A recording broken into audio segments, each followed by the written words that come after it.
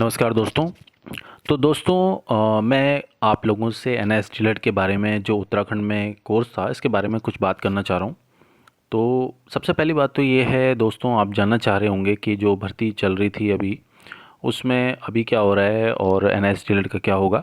देखिए, मेरा अनुमान ये है कि 24 मार्च को इसकी डेट लगी हुई है और इतना आप भी समझ के होंगे कि 24 मार्च तक तो सारी भर्ती कंप्लीट हो चुकी होगी।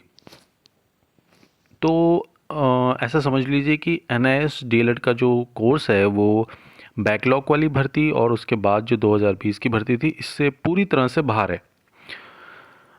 बाहर है का मतलब ये है कि भविष्य में अगर 24 तारीख को अगर एनआईएस डीएलएड के बंदे केस जीत भी जाते हैं तो भी इनका इस भर्ती में अंदर होना बिल्कुल नामुमकिन है। मतलब 1% भी अब चांस मत लगाइए। आप ऐसा मत सोचिएगा कि अब हो सकेगा, या कोई भी आपसे अब ये कहता है कि भैया हो जाएगा, तो ऐसा होगा ही नहीं। ठीक है, लेकिन आने वाली जो भविष्य में जो भर्तियां होंगी, जो कि आचार संहिता हटने के बाद, इलेक्शन के बाद तभी कोई भर्ती आएगी और अगली सरकार ही लाएगी, उसमें इसके चांसेस हैं। ठीक है, लेकिन इस भर्ती में बिल्कुल भी नहीं है। अब दूसरी बात है कि जिसने अभी तक इस भर्ती में बहुत पैसे लगाए हैं, आप लोगों ने बहुत पैसे लगा लिए होंगे, लेकिन अब उन भर्तियों में पैसे लगाने का मुझे कोई मतलब लगता नहीं है। ठीक है, तो अगर फ़िलहाल अभी कोई आप लोगों से भर्ती से रिलेटेड कोई पैसे वगैरह मांग रहा है, ठीक है, तो फिर अभी आपके ऊपर है कि आप उसको देना चाहते हैं या नहीं देना चाहते, क्योंकि इसका भविष्य बिल्कुल ख़त्म है अभी तक।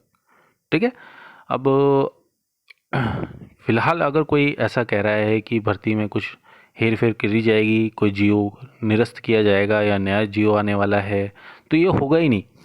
ठीक है, फ़िलहाल क्या हुआ है कि कल भी आपने देखा था कि हरिद्वार में जो संडे के दिन हरिद्वार में ऑफिस खोला गया था और वहाँ पे कार्रवाई चल रही थी और उनको निलंबित कर दिया था, क्योंकि आचार संहिता का मतलब ही ये होता है कि ना तो कोई नई भर्ती होगी, बैकलॉग की भी भर्तियाँ आउट बंद कर दी।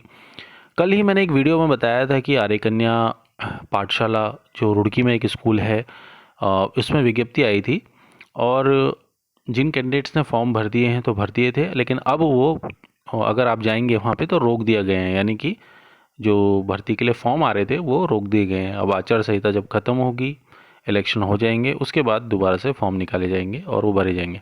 तो अगर आप वेट कर रहे हैं कि आप फॉर्म भरना चाहते थे तो फ़िलहाल मत जाइएगा कहीं पर भी।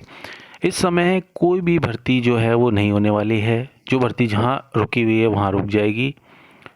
एनआईएस डीएलएड के कैंडिडेट को गुमराह होने की ज़रूरत नहीं है, वो इस भर्ती से बिल्कुल 100% आउट है। ठीक है, 1% भी होप मत लगाइए कि आप हो सकते हैं इस भर्ती में। अगर फिर भी कोई आपको कह रहा है कि हो जाएंगे तो ये आपके ऊपर है। अगर आप मतलब ख्याली पुलाव बनाना चाहते हैं तो आपके ऊपर है कि आपको लगता है कि आप हो जाएंगे, तो ठीक है। जहाँ तक बाकी चीज़ें हैं वो मैं आपको क्लियर करा चुका हूँ। इससे बेटर होगा आप फोकस कर लीजिए और सारी चीज़ों में, यानी कि अदर कॉम्पिटिटिव एग्ज़ाम में या फिर अदर स्कूल्स में जो अब आएंगे, या ऑनलाइन टीचिंग कराना चाहते हैं तो वो सही है। बट अब इसका इस भर्ती में कोई चांसेस नहीं है। जितने भी रिलेटेड क्वेश्चंस मुझसे पूछे गए थे मुझे लगता है मैंने सबके आंसर दे दिए हैं। ठीक है, अगर आपको और भी कोई क्वेश्चन पूछना होगा तो प्लीज़ कमेंट करिएगा। थैंक्स।